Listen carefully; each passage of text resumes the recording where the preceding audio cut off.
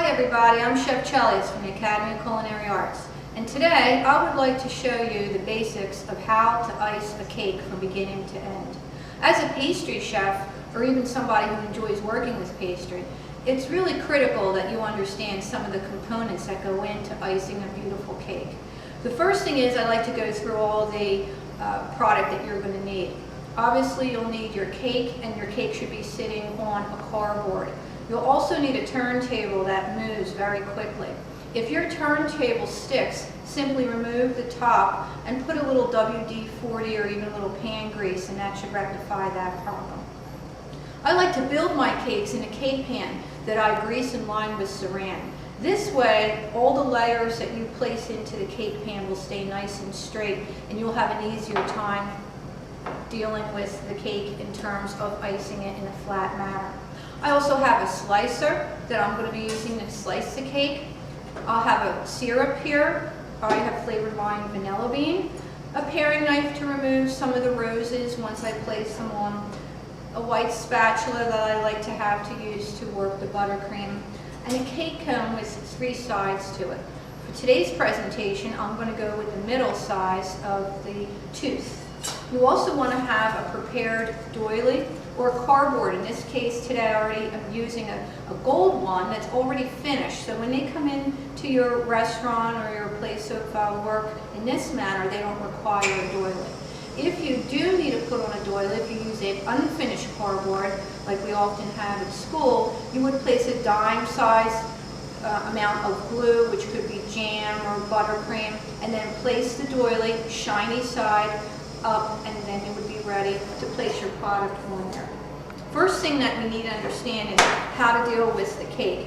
Now the domed top portion of the cake is known as the crown of the cake. And we'd like to remove that. Again, that's going to facilitate an optimal product.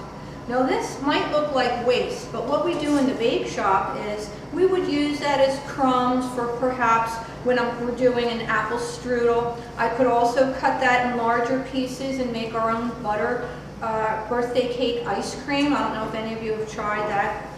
That's always fun. Cake crumbs can also be used in terms of binding fruit filling, so that will not go to waste. I slice my cake as best I can in 3 even layers. Now you'll note as I turn the turntable that all the layers should be nice and even. At this point, I'll remove the cake, and I'm going to place the cake pan here. I'm going to put my first layer of cake in the bottom of the cake pan. At this point, I'm going to add my simple syrup. Now simple syrup is composed of varying ratios of granulated sugar and water brought up to a boil, and then it may or may not be flavored. Today I'm using vanilla. Some chefs may want to use citrus or have you add a liqueur to that. So I brush that on the bottom of the layer. I take some of my vanilla buttercream, and this filling really could be anything. Ideally, the layer of the cake should be equal to the size of the filling. For example, if I have a 1/4 inch layer of cake, then my filling should be approximately a 1/4 inch. Now I'm using a larger palette knife. Some of you may feel more comfortable using a smaller one because it's not so easy to get that larger one inside the cake pan. Make sure the buttercream is not getting built up in the center. Then I repeat, making sure the plastic is always kept nice and straight. And again with the simple syrup. Celebration cakes can be used for birthdays or anniversaries. It's really important that you know how to ice a cake properly, especially once you take wedding cake classes, because you'll be working with cakes that are much larger. So I'm going to repeat with my buttercream. This buttercream is an American style buttercream, which means that it's generally equal parts of butter and powdered sugar.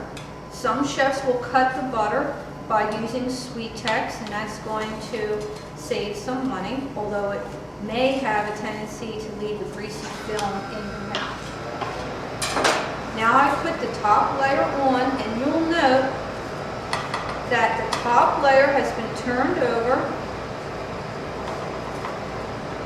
And now this was actually the cake that was sitting in the bottom of the pan. The reason why I like to do that is going to be nice and flat, and it's going to be easier for you to ice. I'm going to put a little simple syrup on the bottom layer of my cake, although you want to be careful when you do that, because if you put too much, it's going to make the cake soggy, thereby breaking down once you try to move it onto the cardboard. Please note how neatly I am working, because once you start to cut cake, you get a lot of crumbs, and that can get into your buttercream. Once the cake is filled, you may want to chill it if you have time. I'm going to go right into icing it, and you see how nicely that comes right out of the cake pan and how nice and straight that is. I use this for almost all the cakes I do.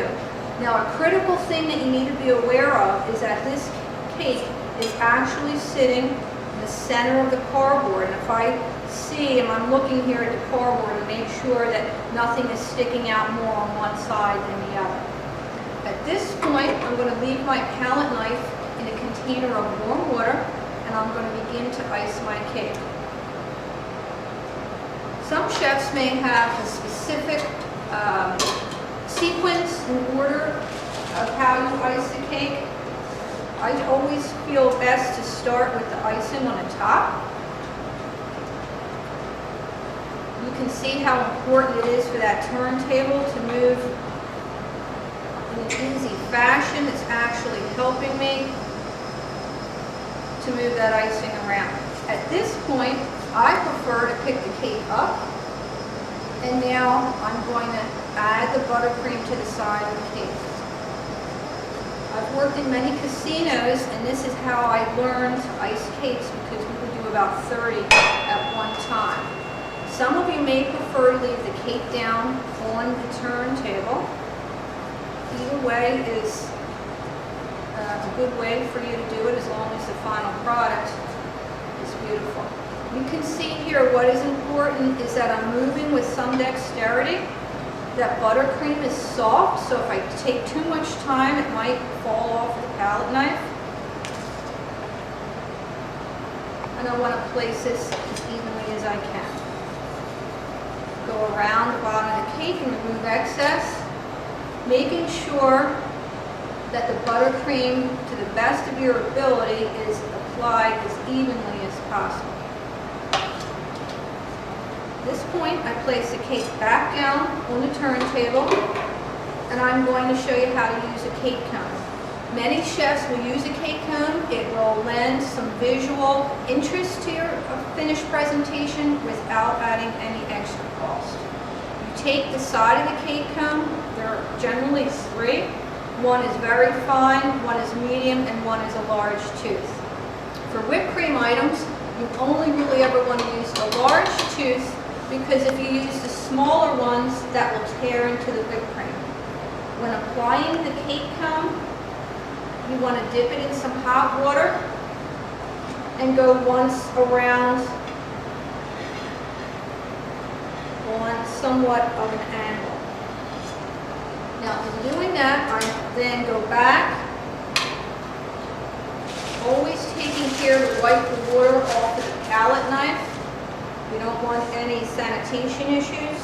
I look at the cake and I can see where I have a little bit of the cake showing through.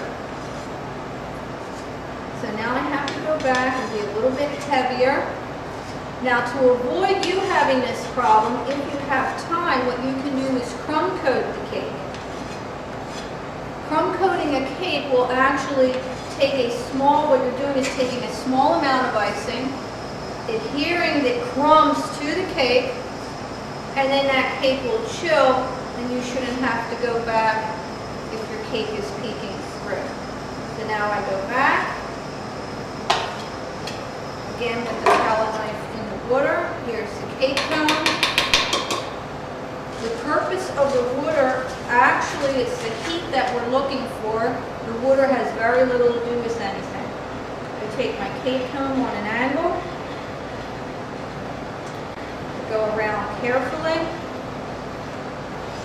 And you'll see that I'm forcing that extra buttercream up, and now I have to concern myself with removing the excess.